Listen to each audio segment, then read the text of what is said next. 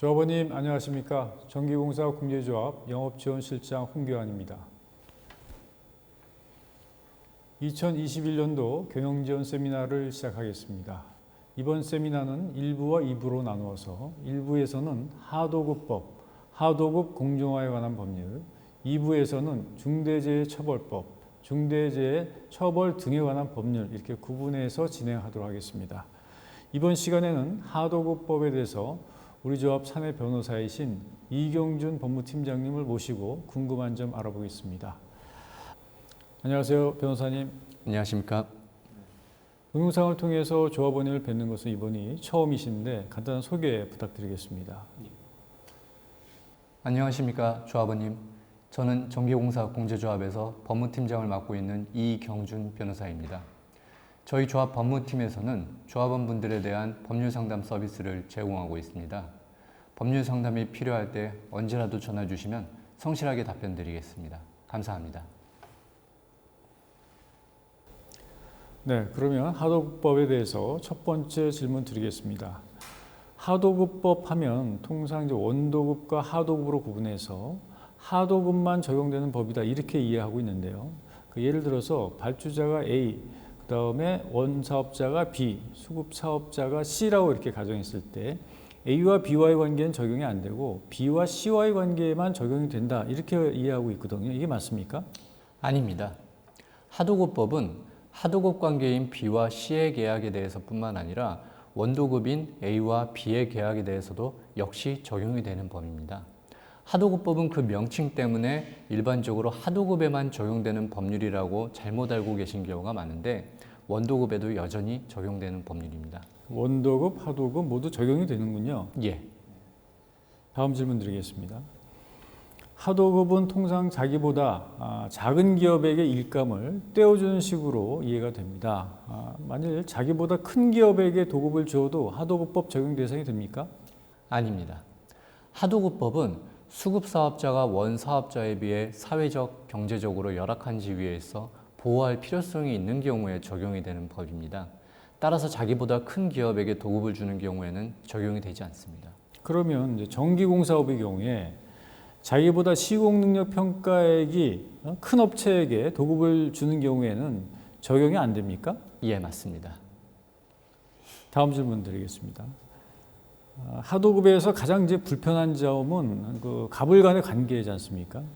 그러니까 통상 갑과 을이 있을 때 을은 약자라고 이제 생각하고 을 스스로도 이제 본인이 위축돼서 제대로 할 말을 못 하거나 아니면 이제 갑의 추가적인 요구 사항에 대해서 구두로 이제 계약하는 경우가 있는데 이런 경우는 어떻게 대응하면 좋습니까? 예. 가장 중요한 것은 모든 계약 내용은 반드시 서면으로 작성해야 한다는 것입니다. 분쟁 발생 시에는 수급사업자가 원사업자의 지시나 요청으로 업무를 수행한 것이라는 점을 입증을 해야 되는데 서면 작성이 되어 있지 않으면 그러한 입증이 상당히 곤란하게 됩니다. 실제로 소송에서도 입증을 하지 못해 패소하는 경우가 상당히 많이 있습니다. 이러한 점을 고려해서 하도급법에서는 계약 내용을 서면으로 작성하도록 하고 있기 때문에 하도급법을 근거로 원사업자에게 서면 작성을 요구할 수 있습니다. 아무리 그래도 이제 그 부득이 서면 그 계약 없이 서면 작성 없이 계약을 이행하게 된 경우는 어떻게 대응하면 좋습니까? 그러한 경우에는 하도급법 위반에 해당하기 때문에 공정거래위원회에 하도급법 위반으로 신고할 수 있습니다. 네, 다음 질문 드리겠습니다. 계약서에 부당한 특약을 넣는 경우가 있는데 그 사례를 몇 가지만 말씀해 주시겠습니까? 예. 산재사고 발생 시에 수급사업자가 모든 책임을 부담하도록 하는 약정, 수급사업자의 유책 사유 없이 발생한 추가 비용이나 지체 책임을 수급사업자가 부담하도록 하는 약정, 계약 목적물의 검사 비용을 모두 수급사업자가 부담하도록 하는 약정, 이러한 약정 등이 부당한 특약에 해당합니다. 네. 우리 조합원들 같은 경우에 그 보증 채권자가 특정 기관의 보증서를 요구하는 경우도 있습니다. 이런 내용을 약정에 포함시키는 것도 부당 특약에 해당이 됩니까? 예, 맞습니다.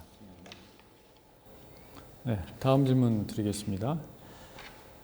실무상으로 이제 공사 대금을 현금으로 주지 않고 부동산 소유권을 이전해 주는 것과 같이 그 대물 변제로 하는 경우가 있거든요. 이렇게 이제 공사대금을 대물변제로 하기로 한 약정도 가능합니까? 예, 원칙적으로 하도급법 위반에 해당합니다. 기존에는 당사자 간에 합의가 있으면 대물변제도 가능한 것으로 규정이 되어 있었는데 현재는 개정이 되어서 일부 예외를 제외하고는 원칙적으로 대물변제는 금지하고 있습니다. 대물변제도 하도급법 위반이군요. 예, 맞습니다. 다음 질문 드리겠습니다. 잔금을 늦게 주려고 이제 준공검사를 늦추는 경우가 있는데 계속 늦출 수 있습니까? 아닙니다. 하도급법은 원사업자가 수급사업자로부터 공사의 준공 통지를 받은 날로부터 10일 이내에 검사 결과를 수급사업자에게 통지하도록 규정하고 있습니다. 만일 10일이 지나도록 수급사업자에게 통지하지 않은 경우에는 검사에 합격한 것으로 봅니다. 준공검사를 하고 난 후에 언제까지 잔금을 지급해야 합니까? 원사업자와 수급사업자가 계약 목적물의 인수일로부터 60일 이내의 기한으로 지급기일을 약정하였다면 그 지급기일에 지급을 하면 됩니다. 그러면 이제 만일 그 60일이 넘는 기간, 예를 들어서 이제 90일 후에 지급하기로 한 약정, 이런 경우는 어떻게 됩니까?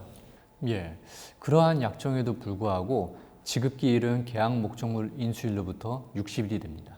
그러면 이제 60일이 넘더라도 지급기일은 60일이 된다는 말씀이시네요. 예, 맞습니다. 네, 다음 질문 드리겠습니다. 수급사업자 C가 발주자 A에게 하도급 대금을 직접 청구할 수 있는 경우도 있습니까? 예, 있습니다. 하도급법은 원사업자에게 지급정지, 파산, 면허 취소 등의 사유가 발생한 때, 발주자, 원사업자, 수급사업자 이렇게 3자가 합의한 때, 원사업자가 하도급 대금의 2회분 이상을 지체한 때, 원사업자가 하도급 대금 지급 보증 의무를 이행하지 아니한 때, 이렇게 총 4가지 경우에 수급사업자가 직접 청구할 수 있는 것으로 규정하고 있습니다. 네, 알겠습니다. 다음 질문 드리겠습니다. 원사업자 B가 발주자 A로부터 이제 선급금을 지급받은 경우 수급사업자 C에게도 반드시 선급금을 줘야 하나요? 예, 맞습니다. 원사업자가 선급금을 지급받은 날로부터 15일 이내에 수급사업자에게 선급금을 지급해야 합니다. 만일 그 15일 이내에 지급하지 않은 경우는 어떻게 됩니까? 그런 경우에는 원래 지급해야 할 선급금의 연 15.5%의 지연이자까지 가산해서 지급을 해야 합니다. 네, 지연 이자까지 지급해 줘야 되는군요. 예, 맞습니다. 다음 질문 드리겠습니다. 원사업자 B가 발주자 A로부터 이제 설계 변경이나 물가 상승 등을 이유로 계약 금액 증액을 이제 받은 경우에 그러니까 수급 사업자 C도 원사업자 B에게 하도급 대금 증액을 요구할 수 있습니까? 예, 그렇습니다. 하도급법은 원사업자가 발주자로부터 설계 변경이나 물가 상승과 같은 경제 상황 변동을 이유로 계약 금액 증액을 받은 경우에 의무적으로 하도급 대금을 증액하도록 규정하고 있습니다. 네, 그러면 이제 원사업자 B는 이제 수급 사업자 C에게 언제까지 증액을 해줘야 됩니까? 원사업자가 계약 금액을 증액받은 날로부터 30일 이내에 증액을 해야 합니다. 네, 이번에는 공사대금 지급 보증에 관한 사항입니다.